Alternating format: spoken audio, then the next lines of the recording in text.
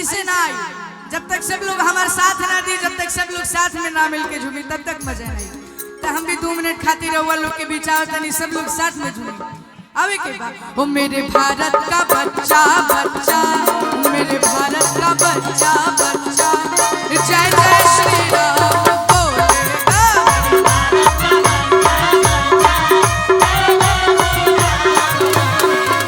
कि हर घर में अब एक ही नाम, थोड़ा जल्दी कीजिए। कि हर घर में अब एक ही नाम, एक ही नारा ही गूंजेगा। लेकिन ऐसे ना आवे के बाद तनी झूम के भैया लोग भी हमार तनी तनी साथ दी है तो बढ़िया लगता। बोले श्यामती रामचंद्र की। ओ मेरे भारत का बच्चा बच्चा, भारत का बच्चा बच्चा, जय जय श्री राम बोलेगा। भारत का बच्चा बच्चा, लेकिन ऐसे नहीं भाई, भैया भैया भैया। अच्छा, हम जब भी झारखंड आए हैं, चाहे गढ़वा जिला में आए हैं, तो आप लोग का ढेर सारा आशीर्वाद मिला है। तो ऐसे नहीं तनी डांस करके कि हर घर में अब एक ही नाम, जय श्री। हर घर में अब एक ही नाम, एक ही नारा तो गूंजेगा। और ऐसे ना भैया, चाचा जी तनी मुनी साइड हो जाएगा। दोनों हाथ के ऊंचा ऊंचा उठा के और हमरा साथ तनी झूम के भैया कैसे।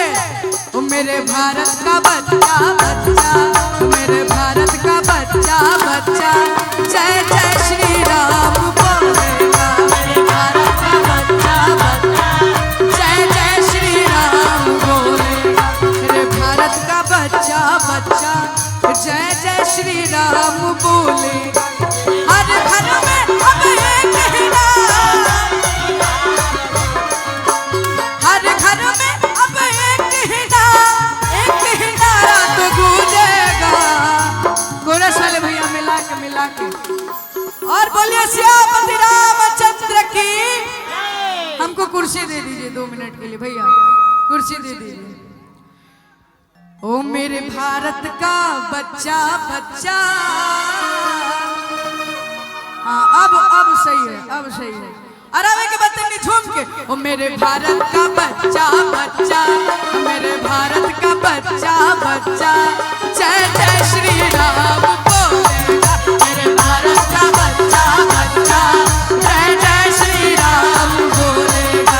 भैया जरा एक गीत की और फरमाइश है कि किसी के बाप के नहीं अयोध्या, अरे श्री राम लला का धाम है। और फास्ट में रहेगा भैया।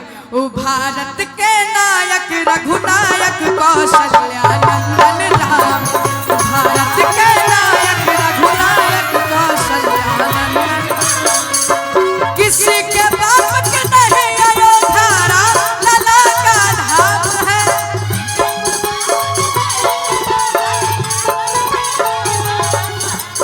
कुर्सियां ला देना तो हम सही खड़ा हो जाए।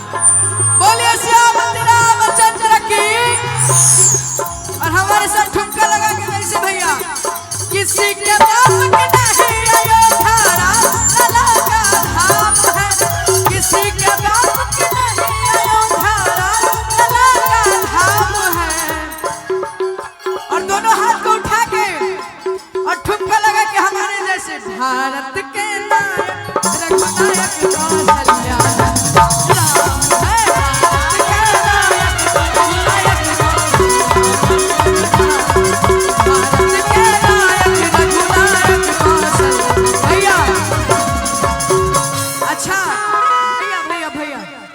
अच्छा, एजा के लोग से हमारे को सवाल बाटे, जेकर जेकर बियाह भई बाटे तनी एक बार हाथ उठा लीजा।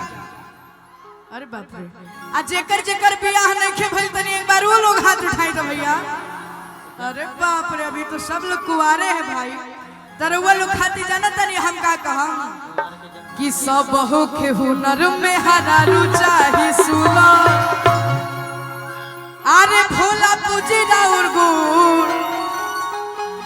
चाहे चंदा चकूर अरे नहीं दहेज में अरे मगिल फरचूना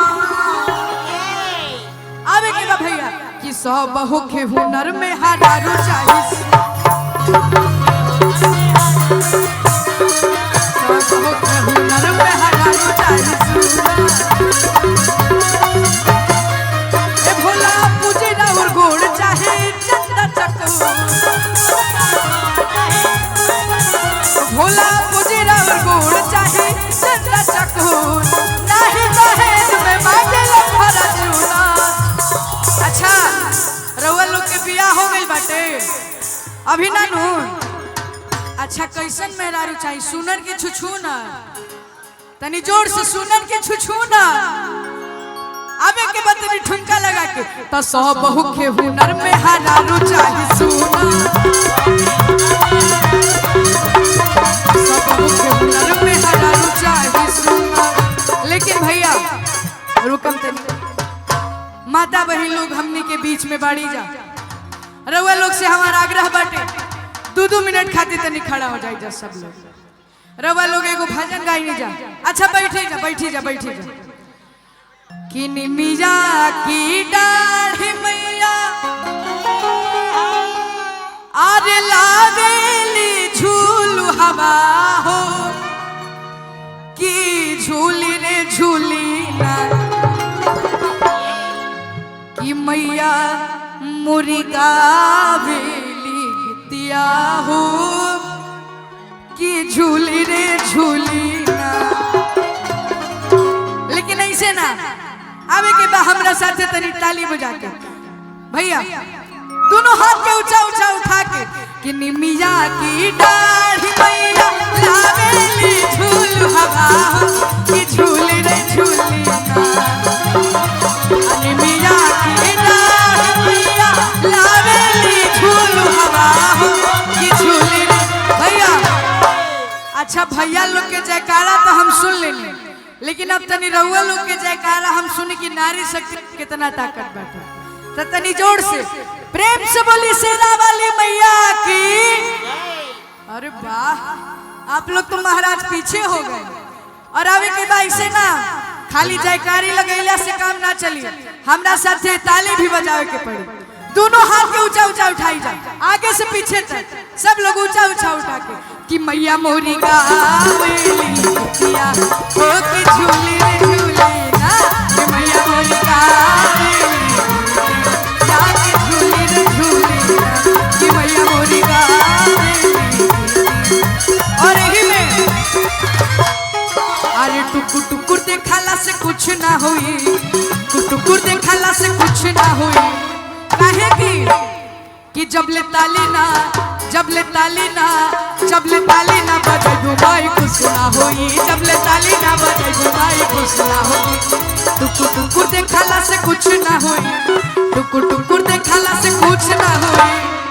अच्छा होने हमनी के भैया लोग बाड़े एक तरफ हमनी के झांसी के रानी दूसरा तरफ महाराणा प्रताप के सेना तो देखा तानी केकर जयकारा जोर से आवता पहले लेडीज फर्स्ट हमनी के यहाँ कहल जाला लेकिन पहले गोहन लोग से बुलवा लेता नहीं फिर रवा लोग बुला जाता। हाँ भैया लोग तक अगर हमारा आवाज जाता तनी जोर से हनुमान जी के एगो जयकारा लागे प्रेम से बोले हनुमान जी महाराज की जय।